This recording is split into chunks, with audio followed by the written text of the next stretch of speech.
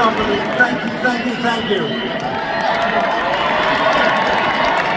And many thanks to Roger for coming all the way over from England. I can't thank you enough. So, well, he's the man.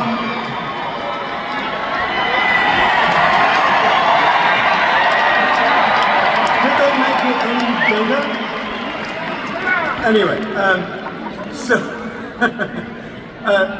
it reminds me of him talking about me driving around England with Keith Moon and John Entwistle, because it reminds me of that first UK tour. I was in the Herd, and we were supporting the Herd. But one night backstage, Keith Moon and John Entwistle had decided to show me the rock ropes and take me under their collective wing. Every time in the Herd's dressing room, I went near the window and looked out, all the girls would start screaming down below. And so the next thing I knew, I was being dangled out of the third-story window by my ankles. This was amid the maniacal laughter of Keith Moon and John Entwistle.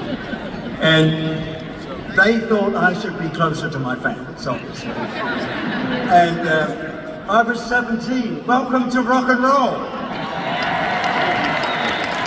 I really am a lucky guy to have had this amazing career, and it's always been driven by my passion for guitar playing, and that is, as Roger said, that's my comfy chair.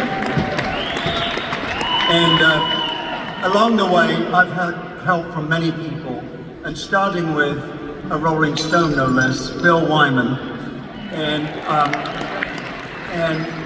he was always and is still like my older brother, and he managed and produced a band before the Herd called the Preachers when I was still at school.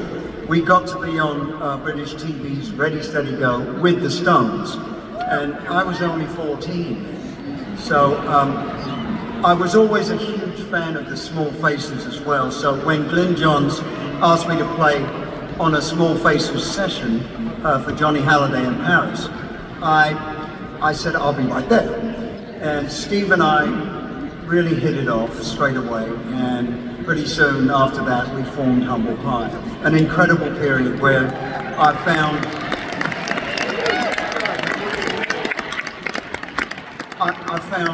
my guitar style and learned so much from Steve Marion and the Pie. It was a wonderful period for me. And oh yes, we had a big live album too called Rockin' the Fillmore. And that went gold. That was our first gold anything. So, is it okay for me to ask, please can we nominate Humble Pie?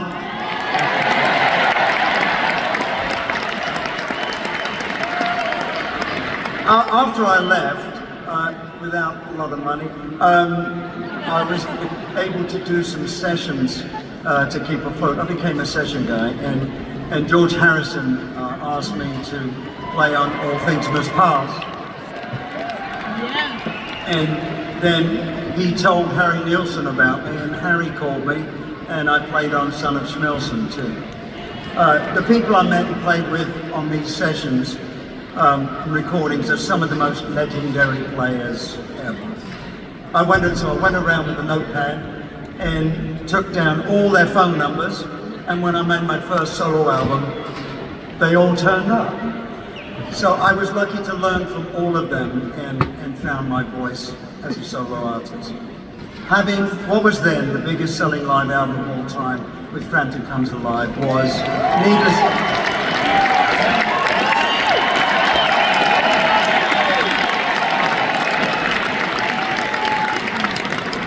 It was a wild ride. Oh God. It brought with it such joy and excitement and also immense stress and pressure to follow that big thing up, you know. So anyway, what goes up must come down. Looking back, my fall from grace was almost predetermined.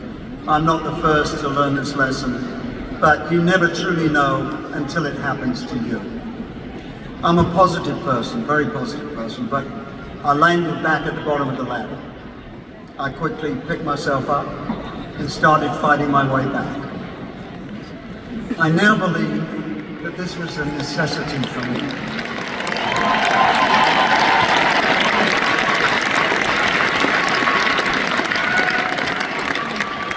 There was a gift in all of this. I had time to realize what was most important to me.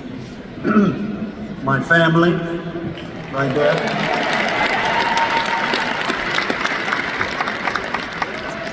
My friends, and my reinventing passion for guitar always. The money in the frame was seemingly gone overnight, and that'll wake you up. But life is full of surprises. David Jones, or we know him as David Bowie, and I were schoolchums.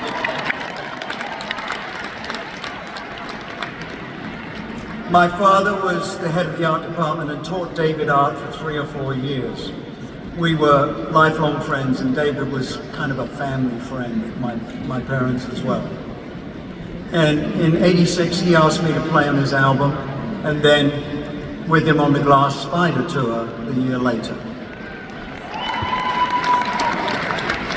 I was absolutely over the moon to play guitar with David on the same stage at the same time. It was absolutely amazing. We never really spoke about it, but he saw how I had lost my credibility, and he had always thought of me as the guitar player first. At the time, I had no idea what a huge gift David was giving me. I went back on the road, and I started the journey that I've been on ever since. Thank you, David Bowie.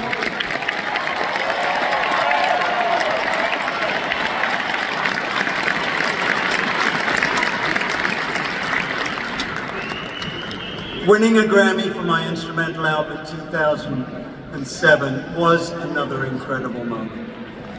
But my muscle disease, IBM, has given me a completely different outlook on life. When I look out over the audience each night, I see very happy, excited people enjoying an escape through my music. But I have no idea what battles they or you might be fighting.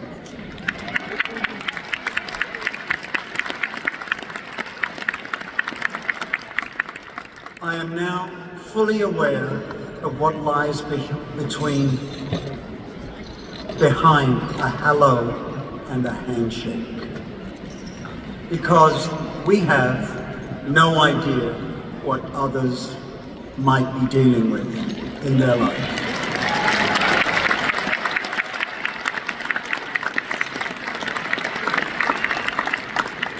Kindness is king.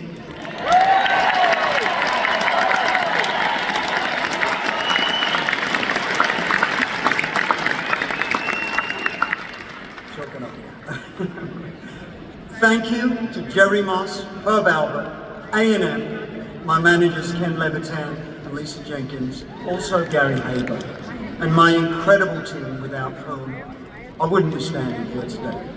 And to all my incredible band members and road crews over the years who've played such an important part in this career. And thank you so much to the Rock Hall for this incredible honor.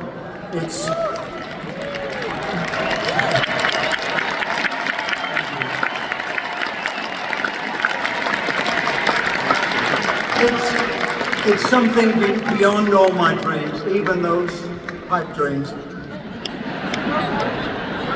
Did I say that? And I share it with all of you who've been with me on this beautiful journey, especially you, my fans, who have brought me here tonight.